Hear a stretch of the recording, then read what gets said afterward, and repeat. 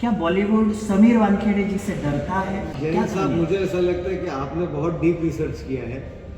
तो ये जो बात है कि ये सत्य है। दो एनसीबी के जोनल डायरेक्टर रहते हुए कई सारे विवाद इन महोदय के पीछे आए थे। मुझे कोई घुमा फिरा के बात करने की भी हैबिट नहीं है, लेकिन सत्य में जो कहता हूँ सत्य ही कहता हूँ। खोल खोल कभी गॉसिप नहीं करेगा और सत्यता आपके सामने हमेशा लाने का प्रयत्न होता है।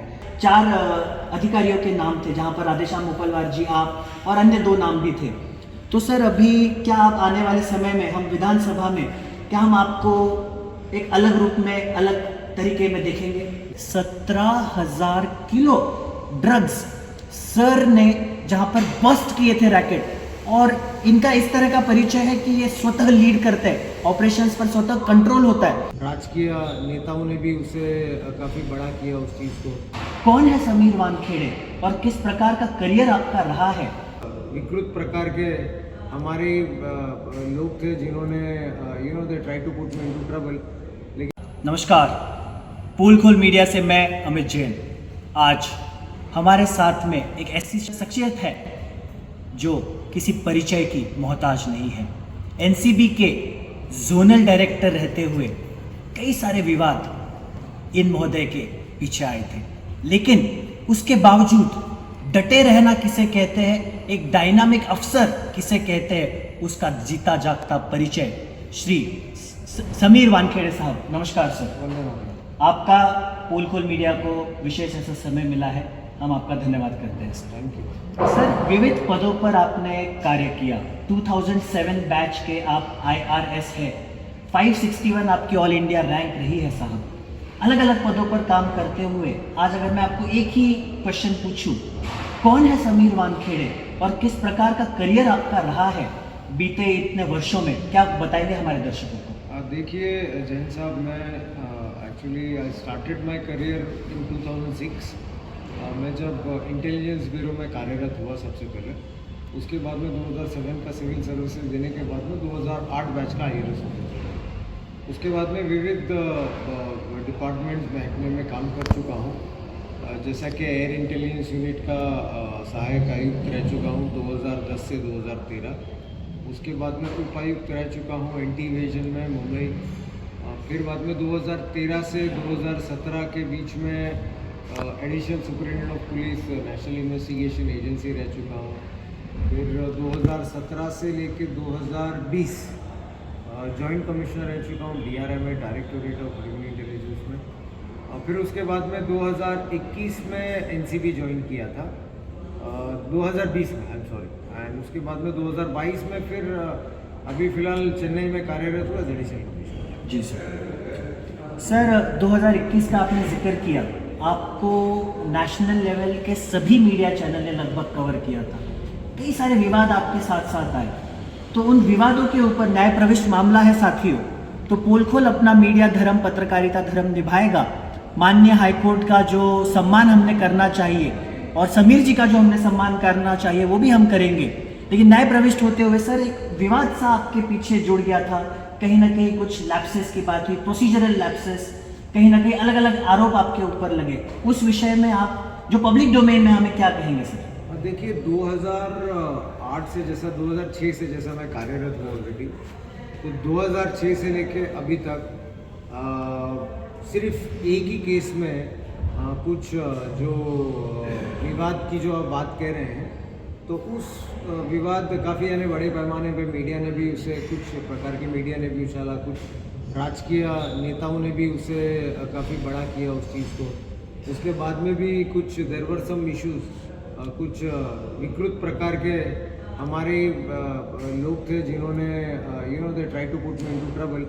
लेकिन जो कहते हैं ना कि सत्य क्या परेशान हो सकता है, प्रताड़ित हो सकता है, लेकिन कभी भी सत्य पराजित नहीं हो सकता। तो यही कहना चाहूँगा मैं कि इट्स अ चैलेंज। एक मैं भारत का छोटा सा एक सरकार का एक नौकर हूँ, तो ये सब चीज़ें होती हैं and I face that in a very challenging manner, and सत्य की विजय ज़रूर हो जाएगी। और आपने जो प्रोसीजरल लैब्स की बात कही है, तो कुछ पोर्शन न्यायालय में आपको पता है कि आदरणीय हाईकोर्ट के सामने एफिडेविट दिया गया, तो केस के बारे में बात नहीं करूँगा, मैटर इज सब जुडिस। लेकिन हाँ, ज़रूर ये कहना चाहूँगा, जो लैप्सेस की आप बात करें, तो इसी आदरणीय हमारे जो भारत की जो भक्कम न्याय प्रणाली है, जिस पर हम सबको विश्वास है, तो उसी दिल्ली हाईकोर्ट ने कहा है कि these evidences should not be taken on to record. और माननीय कैट ने भी जिन्होंने इंक्वायरी किया था उसे लीगली अनटेनेबल डिक्लेयर किया। जी जी, तो इस प्रकार से सारा अभी माहौल है। सर, आपसे एक बॉलीवुड के बारे में विषय छेड़ना चाहता हूँ। क्या बॉलीवुड समीर वानखेड़े जी से डरता है? क्या उन्हें फियर होता है आपके नाम का? कई सारे ऐसे नाम हैं सर, शाहरुख खान से लेकर रिया चक्रवर्ती, अनेकों ऐसे उदाहरण मीडिया के समक्ष आए हुए हैं। आप इस विषय में क्या कहेंगे सर? देखिए, जो नाम आप ले रहे हैं, तो ये नाम मैं ये लोगों पे कोई टिप्पणी नहीं करना चाहता हूँ। ना ही मैं ज़्यादा मूवीज़ देखता हूँ, ना इधर मुझे इस चीज़ का कोई अट्रैक्शन है या ग्लेयर है। सेकेंडली, जो एक इंडस्ट्री के बारे में आपने बात किया है, तो जैसा मैंने आपसे कहा कि मैं बहुत छोटा सा सिर्फ भारत माता का सेवक हूँ, एक गवर्नमेंट सर्वेंट हूँ, एक सैलरीड एम्प्लॉयड हूँ मैं। तो इसमें कोई भय या कोई मुझे लगती नहीं है। मैं सिर्फ जो न्याय है और जो डिपार्टमेंट में कार्यरत होता हूँ, जो कायदे होते हैं उसका पालन करता हूँ और हमारे संविधान का पालन करता हूँ। जी दोस्तों, पोल खोल कभी भी किसी का पक्ष नहीं लेता और अपने सीधे तौर पर निष्पक्षता से पत्रकारिता करता है, लेकिन जो बातें अच्छी है हमें गौर भी करना चाहिए और हमारे ऑडियंस तक पहुंचानी चाहिए। सर, एक ऐसा ईयर था, हमने जब थोड़ा सा जानकारी लेनी चाहिए, 350 से अधिक केसेस, जहाँ पे लगभग 10, 11, 12 केसेस सेलिब्रिटीज़ के, जो सो कॉल्ड बॉलीवुड की मैंने बात की। लेकिन दोस्तों, आपको बता दूं, 340 से अधिक केसेस, 17,000 किलो ड्रग्स सर ने जहाँ पर बस्ट किए थे रैकेट। और इनका इस तरह का परिचय है कि ये स्वतः लीड करते हैं, ऑपरेशंस पर स्वतः कंट्रोल होता है। सर, 340 से अधिक केसेस थी, कई सारे चैलेंजेस आए हमारे दर्शकों के सामने, उस विषय को लेके क्या साझा करेंगे सर? देखिए, मुझे बहुत खुशी होती है कि आप एक असली पत्रकारिता कर रहे हैं यहाँ। नहीं तो कुछ हाउसेस ऐसे होते हैं कि जहाँ पर सिर्फ एक ही केस डिस्कस किया जाता है, लेकिन अनफॉर्चुनेटली जो हम काम करते, कोई भी अधिकारी हो, चाहे वो मैं हूँ या कोई भी अन्य अधिकारी हो, तो ये सब काम करते हैं। और लगभग 3,500 केसेस किया है मैंने। तो उसमें से हार्डली जितना ये जो सो कॉल्ड सेलिब्रिटीज़ का जो आपने मेंशन किया है या जो मीडिया मेंशन करती है, they might be hardly 70 to 80, लेकिन कोई उस बारे में बात नहीं करता है जहाँ पर 3,400 अन्य लोग हैं, हार्डकोर ड्रग पेडलर है, हार्डकोर टेररिस्ट है, हार्डकोर स्मगलर्स थे, जिनके ऊपर हमने कार्रवाई की। तो उस बारे में कोई हमें पूछता नहीं है। कई बार हमारी टीम इसमें इंजर्ड हुई है, मुझे इंजरीज आई है, मेरी टीम को जानलेवा हमला हुआ है, तो किसने हमें ये नहीं पूछा कि आपके रक्त का कलर क्या है, आपके रक्त का कलर हिंदू है, मुस्लिम है, बौद्ध है या फिर कैसे, कोई किसने ये सब हमें नहीं पूछा। सिर्फ एक ही जस्ट जहाँ पर के जो फेस वैल्यू मीडिया को लगता है, गॉसिपिंग लगती है, तो कुछ लोगों ने इसे चला। दोस्तों, पोल खोल कभी गॉसिप नहीं करेगा और सत्यता आपके सामने हमेशा लाने का प्रयत्न होता है। 3,500 से ज़्यादा केसेस और डेकोरेटेड करियर, इसके विषय में बात ज़रूर करनी चाहिए, चाहे मीडिया ट्रायल। सर, विवादों का एक विषय निकला है, आपने इस प्रकार से जो काम किया था और बहुत सारे केसेस को बस्ट किया है, लीडिंग फ्रॉम द फ्रंट, इस प्रकार से आपका कहीं ना कहीं परिचय माना जाता है सर, मुंबई में और अन्य जगह जहाँ जहाँ आपकी पोस्टिंग हुई है।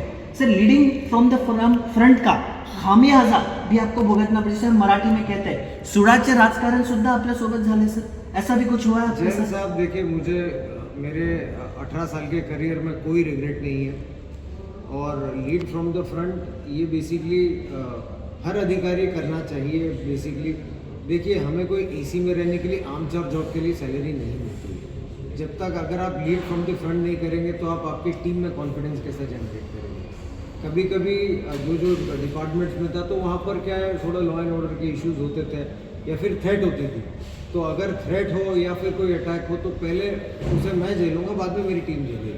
तभी मेरे साथ में मेरी टीम काम करेगी, तभी कॉन्फिडेंस होगा, तभी परफॉर्मेंस होगा, तभी अच्छे केसेस होंगे। तो I don't believe in sitting in the AC office and warming the chair.